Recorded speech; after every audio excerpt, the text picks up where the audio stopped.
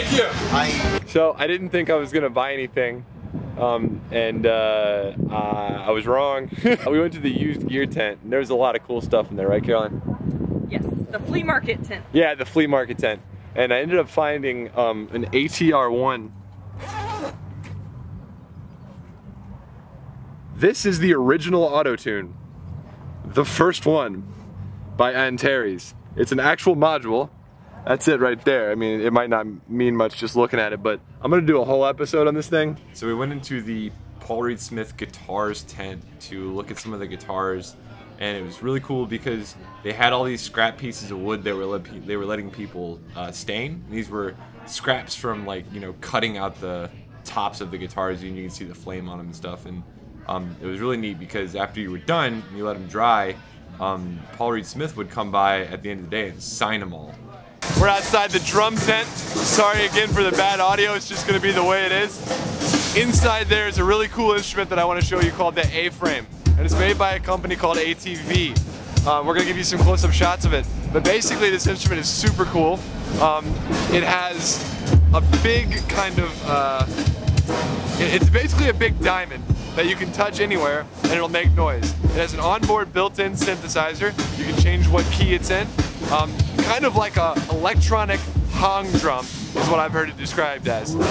And after playing it myself, I can tell you that definitely that is what it feels like. The only major drawback I see to this instrument is that there is no MIDI out. So for anybody who's looking for some sort of an instrument that you can just pick up, play, touch, make some beautiful soundscapes, it's definitely capable of that. It's not the kind of thing you're going to have to really learn. It really kind of commands you to develop your own style immediately. But again, huge drawback with not being MIDI compatible or not having any MIDI out. That is, I can see this thing hooking up to a contact library and absolutely slaying it. So ATV, if you're listening, the reason I don't have one right now, I would have bought it right then if it had MIDI out. But at $1,400 about, I can't, that's on sale. I can't really justify buying one without any MIDI capacities or capabilities. But the instrument is super cool. If you do a second revision, you put MIDI on there, I'll send you my money. Very engaging instrument, fun to play. I have a lot of great footage of you playing this A-Frame. This really was incredible. I couldn't put it all in here. How did this instrument feel like to you? Like what was it like touching it? The skin is really firm. It doesn't have a real a lot of give to it. But the sounds that it made were incredible. It just barely took any touch at all to start making a sound. And as you move across the head there, it really changes a lot.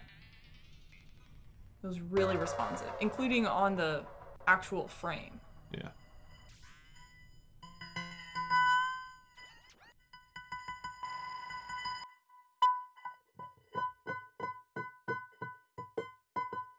It's called Danking, my dudes.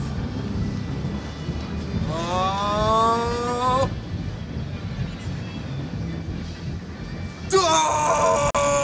Alright everybody, we're about to go into the Behringer tent. You might have seen my review of the Behringer Model D, but you haven't seen the Neutron, which is something I'm really excited about. So this is a new synthesizer that hasn't come out yet. I've already tried to buy this floor model, they told me no.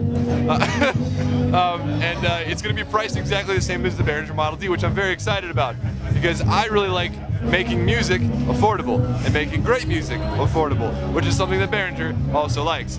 So, Model D, yet again, 300 bucks. If you have not heard my grandiose announcement about how cool it is, check out the video in the description down below. The amplifier envelope, even punchier than the Moog envelopes that we tested it against. It is obviously a stab at Moog, trying to make what is unaffordable affordable. Moog, until you start sending me gear to test out, I'm gonna have to say Behringer's got the edge right now on the analog market.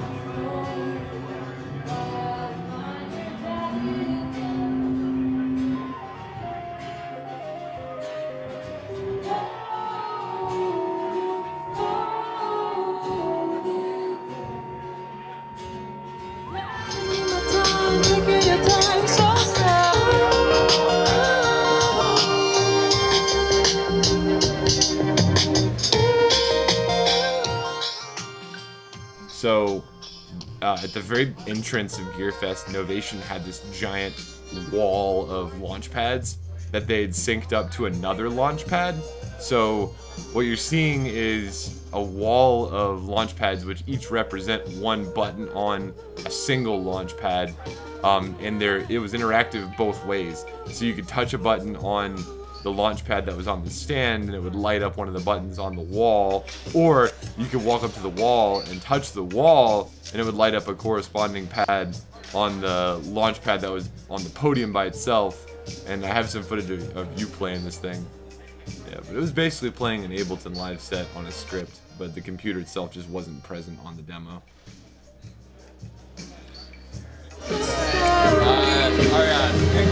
Being hotter, he's the head of our program.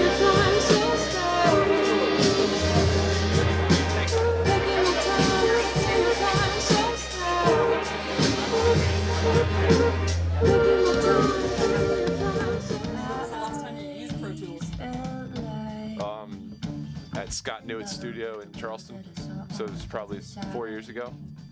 And then we got to take a look at a really expensive setup in one of Sweetwater's studios. They had 3 control rooms. One was kind of mid-size, you know, for recording like a project album or something with like single vocals or 1 or 2 instruments, and then they had a really large recording room that was monopolized pretty much the whole time we were there. So we didn't actually get a chance to explore that one, but this was the smallest of the 3 control rooms.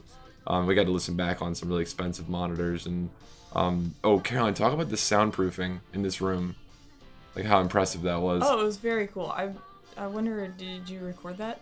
Yeah, for Did sure. you close the door? Yeah. You can hear all that noise out there, right, everybody? Watch this.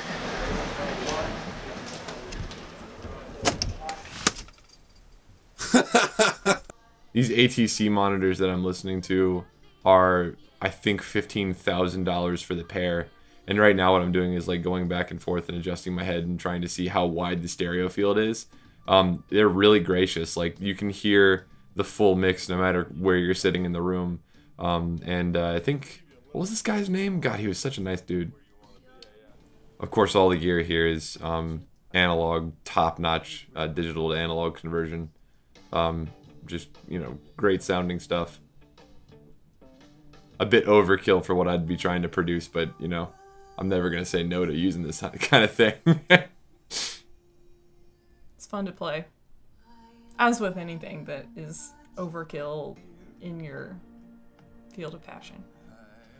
So what was your overall assessment of going to Gearfest like as a consumer? And I think our takes are going to be different here because there was probably less things marketed toward you than were marketed toward me. If you were shopping for something or needing to take the opportunity to be on trial with something, if you were looking for something in particular that you couldn't get access to at your normal music shop, this would be the place for you. The sessions for education were kind of marketed for beginners, which I would say I am when it comes to a lot of things that they were covering. So that was kind of cool. I went to one of those and had a nice time. What was your favorite tent? Your favorite section that we looked at? Used gear was my favorite section. Oh yeah, that was dope. It's cool because it's not the stuff that you could find someplace else. You find something rare, like the ATR1. Yep, I've got a section in there about how I wasn't planning on buying anything, ended up buying that anyway. Right. And the one purchase that I made was from the demo tent, which was things that were like floor models from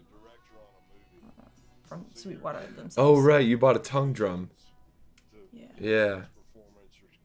And is there anything from the festival that you're like looking forward to getting your hands on? Maybe like a future model of anything?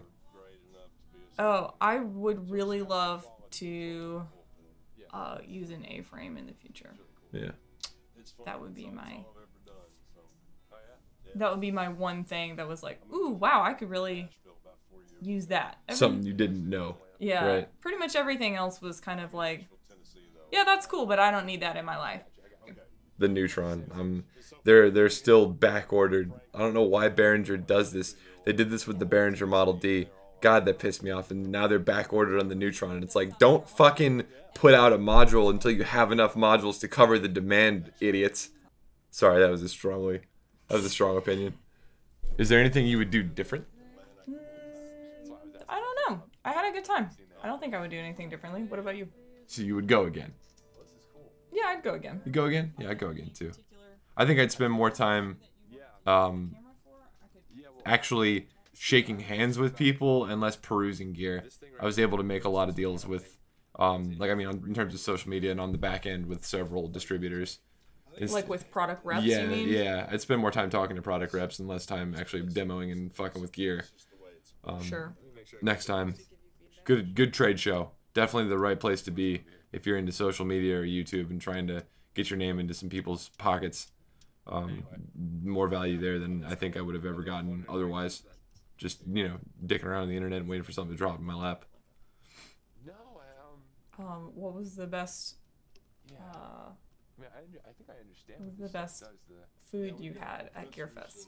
Because you didn't even mention the food trucks.